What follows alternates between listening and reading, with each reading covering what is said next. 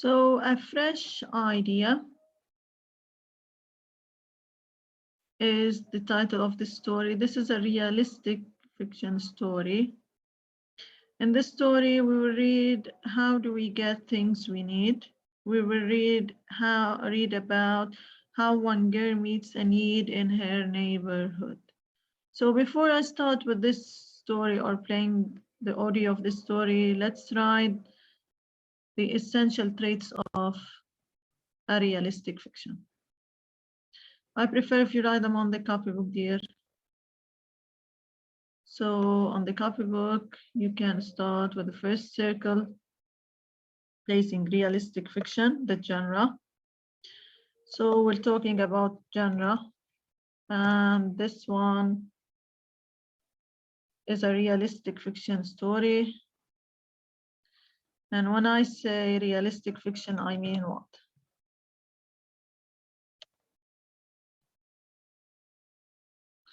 This is a realistic fiction story. In the realistic fiction story, first, you need to know it has traits, 3 things, most probably. The first one, in the first circle, the second circle, and the third circle.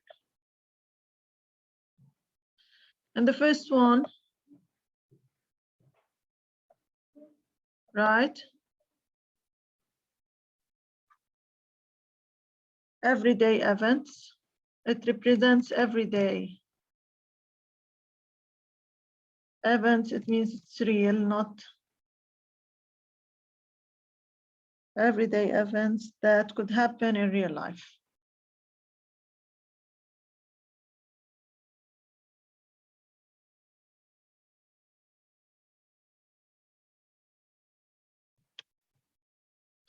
So the first thing you need to know that it's about everyday events that could happen in real life. So you can see them in real life. The second thing about realistic fiction, it presents true, or let's say presents true characters. So it presents the true characters and setting for sure. And in the third circle, you need to know that it introduces dialogues and descriptive. It has dialogues. It has dialogues.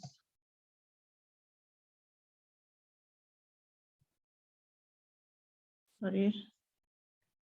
And descriptive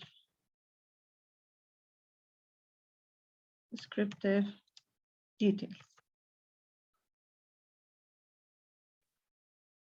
So it has dialects and descriptive details. The second thing you need to know about realistic fiction is there's something called the plot.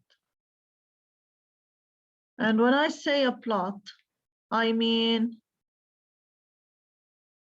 I'll draw a plot here to show you the shape. And then it has the pyramid shape. The first one is the beginning.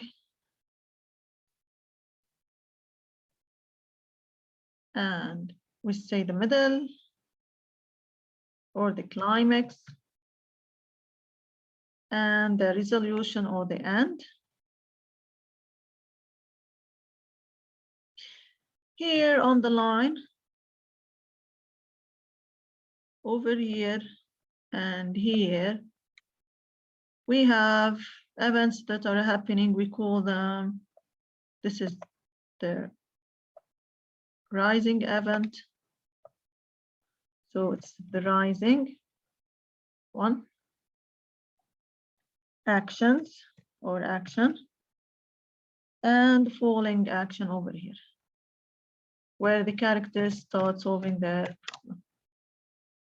So our story will have a beginning where we have rising action. So this girl she tries to find her needs, and then the climax, a problem happens over there, then the following action and the resolution at the end. I'll go to the story, to the first page, and then we're gonna continue tomorrow for sure. Let's listen to it. A fresh idea. So a fresh idea is the title. As you can see, a fresh idea, this is a story. A fresh idea. This story is realistic fiction. Molly, Mrs. Fair, and Mr. Taylor are neighbors. Every summer, Mrs. Fair grows tomatoes to sell at the neighborhood market. Now Mrs. Fair is too old to grow tomatoes, so Molly decides she will grow tomatoes. Mr. Taylor helps Molly grow tomatoes in his yard. Molly grows big, juicy tomatoes and sells them at the market. Next summer, Molly and Mr. Taylor will grow tomatoes and flowers to sell at the market. So you have three main characters, Molly, Mrs. Fair, and Mr. Taylor. They are neighbors, and Mrs. Fair, she grows tomatoes and she sells them in the market. Then Molly tries to or decides to grow tomatoes also, and then later at the end they grow and they sell in the market. So this is a realistic fiction story. Let's read. One bright Saturday morning, Molly and her mom walked around the neighborhood. That is, her mom walked, but Molly ran, skipped, jumped over puddles, and visited the neighbors' dogs. Molly paused to look at the budding trees on her block. "I can't wait until summer," she said, "especially for Mrs. Fair's great tomatoes at her market stand." She pointed. Molly's mom stood looking at the empty lot where the market set up every summer weekend. She looked at Molly. "Honey, Mrs. Fair told me last week that she had to close her stand.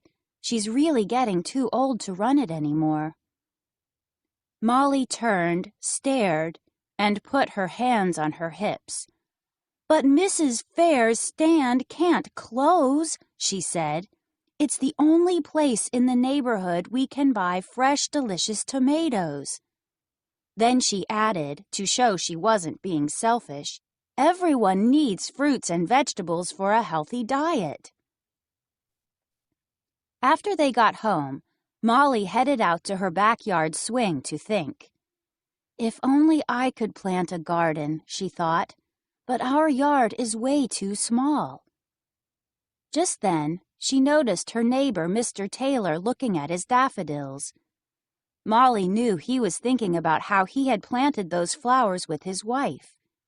This was the first spring since his wife had died, and Molly saw the sadness on his face. Then she had an idea. So as you can see that Molly at the end had an idea to help